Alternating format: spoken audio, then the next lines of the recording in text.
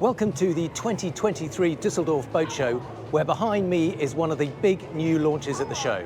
This is the brand new Ferretti 580 flybridge.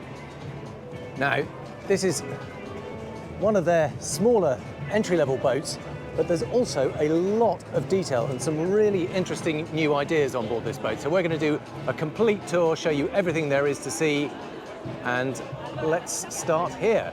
So we've got a very lovely new sporty exterior by Filippo Salvetti. He's a very well-known Italian designer, and he's just made the whole thing look a little lower, a little leaner, a little sportier, with some really big new rebated windows in the hull that add a certain sophistication to it, a little bit edgier than normal. But there's also some really clever stuff going on inside. So we've just paused briefly here. We can see some of the stats. So it is just over 59 foot long. The prices start at about 1.6 million euros ex VAT, and it's powered by a pair of Volvo D13, either 900 or 1000 horsepower engines, that with the bigger of the two options will give a top speed of around about 30 to 32 knots. Now here at the stern we've got a really big hydraulic platform. This is large enough for a Williams 435. So that drops down. You can obviously launch the tender from there, recover it. We've also got a really big storage area here. You can see underneath this clamshell lid that lifts up, and there's plenty of space for fenders and lines. It's not much more than that. It's not like a tender stowage or anything like that, but handy to have ropes and lines and fenders right at the back there. Got nice big wide entry underlit on both sides of the cockpit, and these Ferretti stainless steel gates. Now you can see these are the fair leads for the ropes, so they're all nicely tucked away under a little folding lid there. So you've got a electric winch, and of course the cleats, and then there's a bin end for the tails of the ropes, which you see there's a little drain in there, so even if the ropes are wet, that will all just drain away. Now this bench is rather clever. The scatter cushions are literally scattered at the moment, but if we pass those over there, you can see that it's really deep at the moment, and that's because the idea is that this whole table drops down. You can see we've got extending sides here, and it's on a high-low leg, so that drops down. Both these sections fold out, and that whole thing sinks down with cushions on top. That then makes a full-length sunpad. So you can spread that out and have a full-length sunpad, or indeed this backrest swings over into place here, so that you can then have a more natural seating position against the table. Now there's something else going on here that I just wanted to show you. I apologise for the music behind me. It's party time at the show, but because it's in the evening, it's a little bit emptier, so you get a bit more space and time on the boat. So under here is in fact a crew cabin. Now this is optional. You can just have this as storage, but you can see that there is, albeit rather small, crew cabin down there. Now I have been down there and it's pretty steep. There's a pretty vertical ladder, so it's not the easiest to get into, and there's not a lot of natural light, if I'm honest, but it is a space either for storage, and there is even a shower and toilet tucked away in there. So you're not going to want to spend a lot of time down there, but I guess you can't really complain about at least having the option. But I think most people on this size of boat are just going to use that as a big storage lazarette. So pop those cushions down. And let's have a quick look around the outsides first. So really, really lovely teak on here. I don't know if you can see, but it's got this kind of silvery grey caulking in between, which just sets off the kind of honey colour of the teak. But really nice wide walkway along here. Subtle underlit lighting, really nice touch. And good, big, wide walkways, quite tall stainless steel railings. The only thing that bugs me a little bit is this navigation light. It just sticks out a little bit, and it's perfectly at shoulder height for someone like me. So when I come down there, it gives me a little nudge over to the side, but it's a very small point. Now this leads up to the foredeck area, and what you notice here is just how wide and beamy this forward bow section is. Quite often it's a bit pinched, but this is a really good wide space. You've got a big sunbed on the front here. There's plenty of space to walk around, and just that tiny little step there, otherwise the side decks are completely flat. Really good big sofas on either side. And these are a nice touch. I know it's a small detail, but just having a draining lock in there, you could fill that with ice, put a couple of beers in there. But it's also just rather nice having a bit of teak there, adds a bit of colour. Otherwise you just get a load of white GRP. And again, teak drinks holders there. Decent space for the mooring tackle. You can see we've got the anchor here. And these look a little bit narrow, to be honest, these fairleads here. So these are the fairleads which come back to the cleats. And some of those just look a little bit tight for the ground mooring lines, but we'll see. I'm sure that can easily be adjusted if needs be. We've got the anchor lockers. See if I can open one of them. So there you can see it's all part of the same locker. You've got all the anchor chain down there. And of course, remote control for the anchor itself.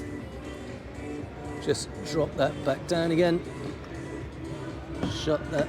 There we go. There we go. And then we can carry on this way. So you can see exactly the same walkway back down this side. Huge big windows. And there's that slightly annoying little navigation light again. So let's come back down and let's go up to the flybridge first of all. And you can see just how wide these steps up are. So nice shallow rake on it and a really wide entrance. And that makes a big difference. Often it can feel a little bit precarious, but you've got good grab rails either side, nice deep solid teak steps, and then up onto the flybridge. And this again is a really clever, spacious layout. So you've got a full wrap of seating around the end here. You can see that this table folds out to become a complete full-size table, so you get lots and lots of dining space. We've got a wet bar on this side, slightly different seat. You can see that's just a sort of matte effect, whereas that's the full gloss GRP. Now this hasn't got the grill fitted, but you obviously can have a grill put in there.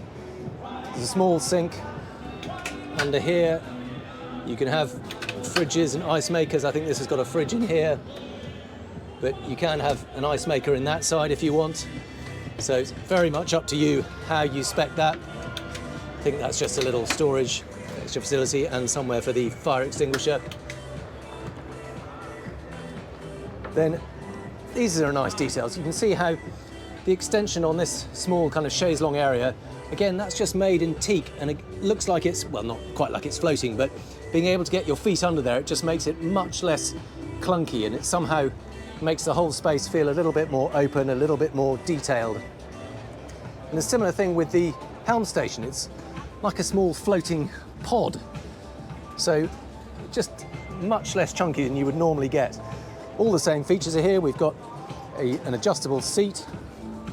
That folds up. It's the classic Ferretti steering wheel. Huge, big vertical steering wheel. Throttles on the left-hand side. Center joystick. Now, I don't know if you've come across these before, but a little bit like the IPS style joystick, it works the same in as far as you just nudge it or twist it in the direction you want the boat to move. But because you haven't got steerable pods, what it does is it controls the bow thruster and the two engines. It links them both together and uses them in conjunction to create the movement you want to do. So if you want to go sideways, you just do that.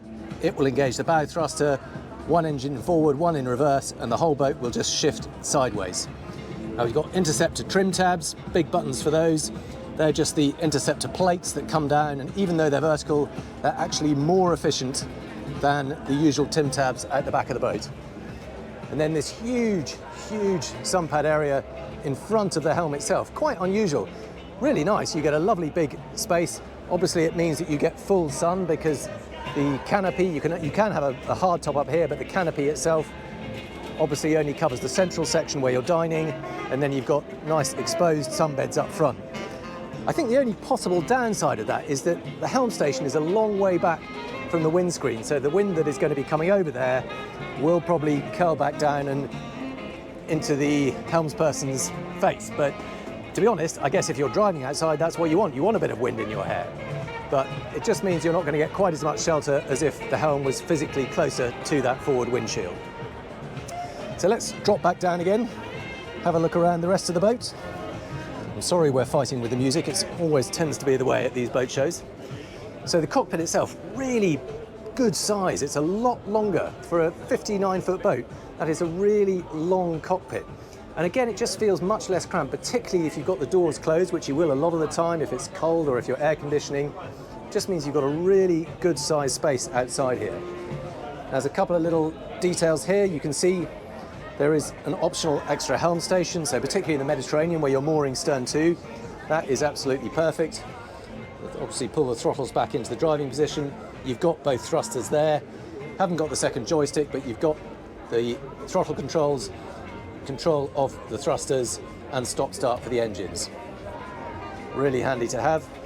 It's also like a mini wet bar. You can in fact have an ice maker in there. At the moment they're just storage, but you can have an ice maker in there.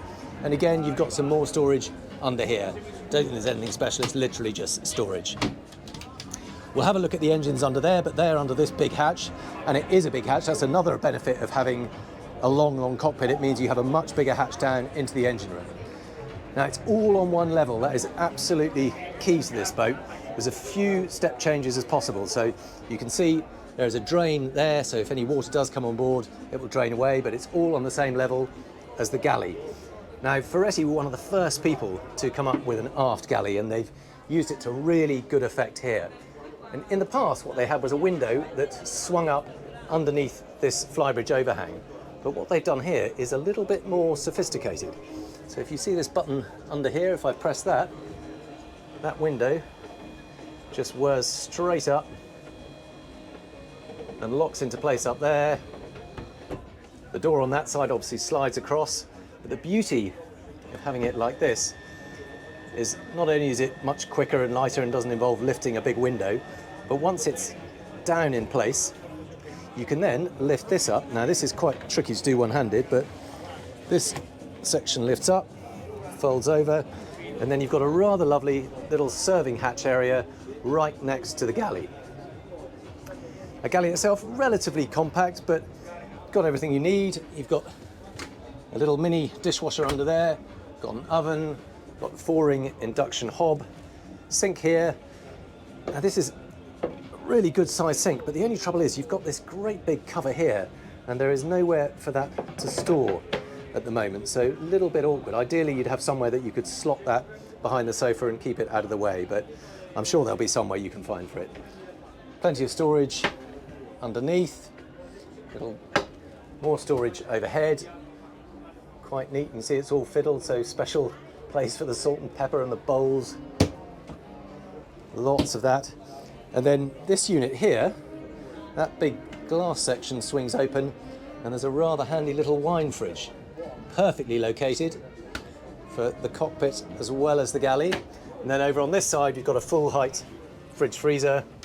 Just flick that open, but you get the picture. There's a fridge up above, freezer down below. This is the AV cupboard, so all the kind of music and video and entertainment. Now there are two different options in terms of the interior, two basic designs. There's the classic design and the modern design. This is the classic, which has a slightly warmer tone. You can see slightly darker, I think it's probably walnut, but there is a light oak finish as well, and a bit more contrasty in the modern one. But actually this is a nice sort of compromise between modern and cozy. Got big windows on either side. This is a high-low TV. Obviously that drops down into there so you can enjoy the views out. Really big seating area on this side. And this is another nice, clever touch. This looks like one complete sofa unit, but actually this is a freestanding stool so that you can move that across and have an extra dining space by the table. Tiny little touch, but actually it makes a huge difference. A lot of the time you have these C-shaped sofas and then you have to create some sort of director's folding chair or something that's a bit clunky to make sure you can sit on this side. But actually that's a much better solution, just having a movable stool that slides back into place, acts as a big sofa when you're not using it, but plenty of dining space when you do want to. And you can see that whole table slides backwards and forwards, so it's perfectly in space. And of course it folds over, but you have to move that. Now the helm station, classic Ferretti again. We've got the big vertical wheel, two big seats. Now the only disadvantage of these is that there's no sliding back and forwards. They are just fixed seats, fixed height. most of the time that's going to work if you're a fairly typical sized human, for want of a better word. I fit fine here, quite a decent standing position. And the other thing, they've managed to get rid of the mullion in the middle of the windscreen, so really nice just to have a one-piece windscreen. I think the only slight disadvantage is that this comes quite a long way down, so there's a slightly restricted view. In some ways, when you're sitting down, you get a slightly lower position where you can see a little bit more. Now, the other interesting thing about this helm station is it's the first thing that they've actually 3D printed. So rather than making a mold for this, they literally 3D print the frame for these screens. So that whole frame unit, that pod if you like, is 3D printed. Now there's that center joystick again, the throttles, bow and stern thrusters from side power, interceptor tabs. And this is rather a nice feature. It's very simple, it's just an opening window, but it's a manual one. You squeeze that together and then pull it down and that locks into place. So not quite a full door, but I think it will go one stage further, but I might need two hands to do that. But it just means you have a window for a bit of ventilation and to be able to communicate with the crew, but also locks into place. And it's a very sturdy boat. This is Category A RCD design, so really good seakeeping. And that's a kind of typical example. Rather than having a fancy but potentially vulnerable window, it's a really sturdy waterproof design. Okay, let's go and have a look downstairs on the lower deck. And see, we've got 4 or 5 steps down. And then there are two different options here. You can either have 2 or it's 3 cabins all the time, but either 2 or 3 bathrooms. And I'll explain why in a minute. So let's move forward to the VIP cabin first of all. So this is in the bow. And here you can see the benefit of that really beamy bow that carries a long way forward. So there's plenty of width in here. We've got some decent size hull windows, letting light in. Really good wide bed. Comes in a little bit, tapers just a little bit at the head there, but really plenty of space for 2 to sleep in there in considerable comfort. Now there's lots of little lockers all the way along here. Even though they're tiny, you can literally more or less just get your toothbrush in there, or maybe your lipstick or a bit of jewellery, but nevertheless it's nice to see that they're making the effort to use all the space that's available. Now, there's a couple of bigger hanging lockers on either side. Ideally it'd be nice to have an automatic light in here just to shed a bit of light, but that may well be something that they add later. This is technically still a prototype. Now under the bed here, I think if we lift up this mattress, I can see there is a little locker lid, and there we go. See, there's a big storage area under the bed. Always useful, that, particularly for kind of suitcases and things. So once you've got on board the boat, you often find that you've unpacked all your clothes, but there's nowhere to put the actual bag. So really handy to have that. Now there is an ensuite bathroom here. This is the 2-bathroom boat. So in this instance, this bathroom actually doubles as the day heads. You can see that there is a basin behind the door and then a shower in there with a small opening porthole in the window. Very nice to have a bit of ventilation just to let any water vapour, humidity out. And this is the second exit. So there is a second entrance out into the corridor there, so that it can be used as the day heads if you go for the 2-bathroom design. Now, whilst we're in this corridor, it's worth opening that. You can see there is room for a washer dryer down there. And actually, there's another secret under here. These steps lift up. There's actually a really big storage space under there. It's a bit dark at the moment, probably need a light in there, but you can actually put a washer dryer down there if you need to. So really good to see that all the space is used. Now this is the 3rd cabin, the guest cabin, and actually this is really tall for a 3rd twin cabin. Look at the headroom above here. So really unusual to get a 3rd cabin with that much headroom, and even if you're not that tall, it just means the whole space feels bigger and airier and a bit less cramped. The only thing I have noticed in here, beds are a little bit narrow, and actually the only storage is this hanging locker here. So fine, you can get your shirts and trousers hanging up, but there's only that one storage space for shoes or socks or smaller bits and pieces. Now this is the big surprise. So if you go for the 2 bathroom and 3 cabin boat, the big win is this vast lobby area in the owner's cabin.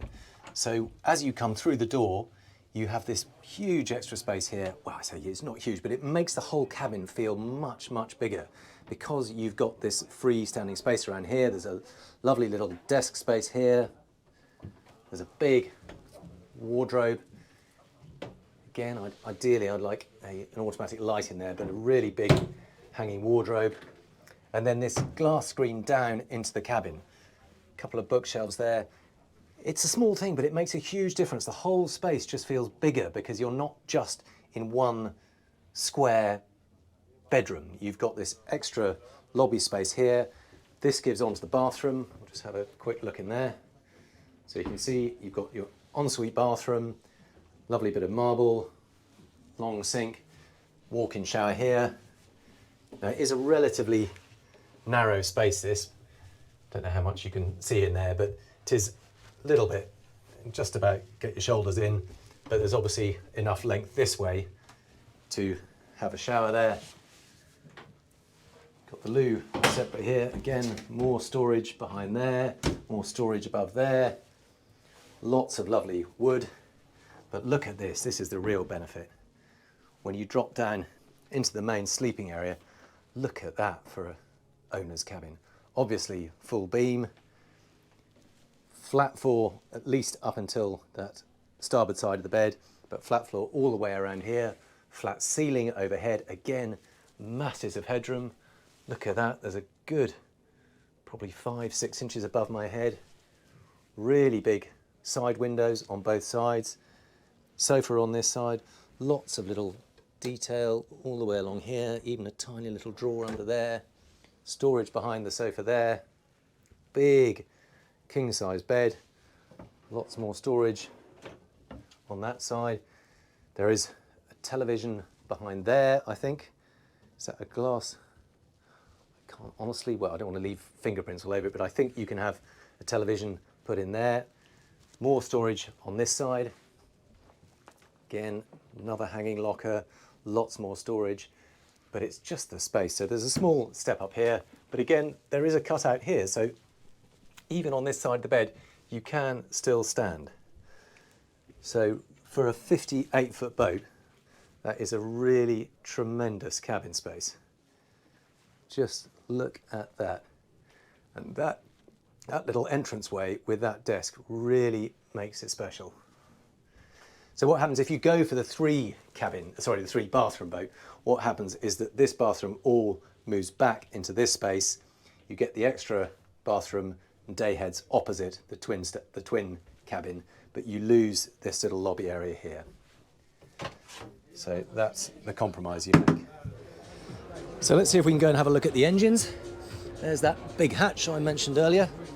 Now it has got a couple of gas struts to help take the weight of that. And then there's a ladder down, but let's see if we can gradually make our way down into the engine room. Here we go, it's got nice teak steps on it.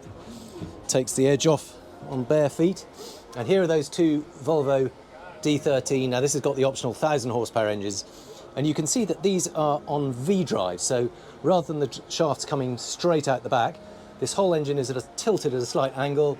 That goes down into a gearbox this side, and then the shaft reverses back out this way underneath the engine, and it's a way of packaging the whole thing a little bit further back than would normally be the case. Otherwise the engine would have to be further forward under the saloon. So it just creates more space down below, enables you to get a big engine but keep it quite a long way back. Now, lovely bit of engineering back here. You can see we've got absolutely everything beautifully arranged. We've got the fire suppression system. We've got what looks like we've got an Onan generator over here. We've got hydraulics. I think we've got a water maker by the looks of things. But actually, for a 58-foot boat, that is a very nicely arranged. Oh, there's the Seakeeper. I thought there would be one. Under this little bench unit here, you can see there is a Seakeeper 9 stabilizer. And that is a really fast spinning gyroscope inside a vacuum sealed unit that enables it to spin that much faster because there's no friction from the air, and that creates the precession that you need to actually physically stop the boat rocking from side to side, and works brilliantly both underway and at rest. So let's climb up from that. Well, that is the Ferretti 580. I hope you've enjoyed this whistle-stop tour of this latest launch from the Ferretti Group. Let me know what you think about the boat in the comments below, and I'll look forward to seeing you on the next one.